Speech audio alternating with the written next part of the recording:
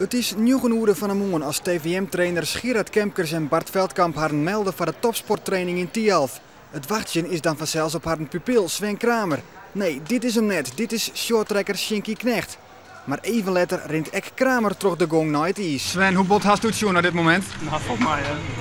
Maar ik kan me vaststellen dat het wel even nodig is om wel lekker te trainen op het eigen ijs. Ja, als het rustig zou zijn wel, ja. Maar het zit er niet in. Want wat Sven Kramer is, daar staan de camera's op hem jochten. Hielendal noot hij zandskoft uit de roulage west had.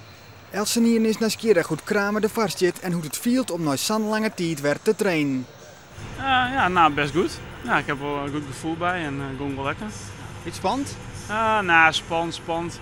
Ja, ik ben wel benieuwd, ja. Ja, wie is benieuwd naar? Nou, hoe het zou gaan en hoe mijn voet aan zou vielen. En ja, het ging wel goed.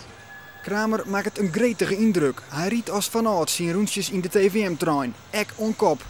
Kist weer voluit ik maar hun maai, gewoon in hun eigen tempo en hun ritme, of moest er nog wat ziekje? Zij in mijn ritme toch? Ja, dat zei jij het natuurlijk. Nee, maar ja, het gaat wel goed en ik ken gewoon eigenlijk alles met mij doen. En goed, dat is hartstikke prima.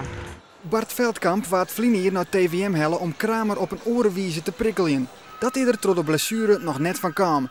Om hem de vraag hoe het Kramer nou is. Nou, ik vind dat hij heel ver is ten opzichte van waar hij bijvoorbeeld een half jaar geleden nog stond.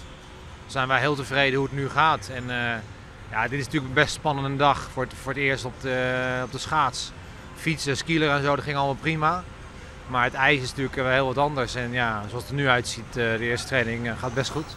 En op hoeveel procent vindt Kramer zelfs dat er zit? Nou, 84%, ja. Ja. De laatste stapje dus nog. Ja, nou goed, ik hek nog even. Dus kom maar goed.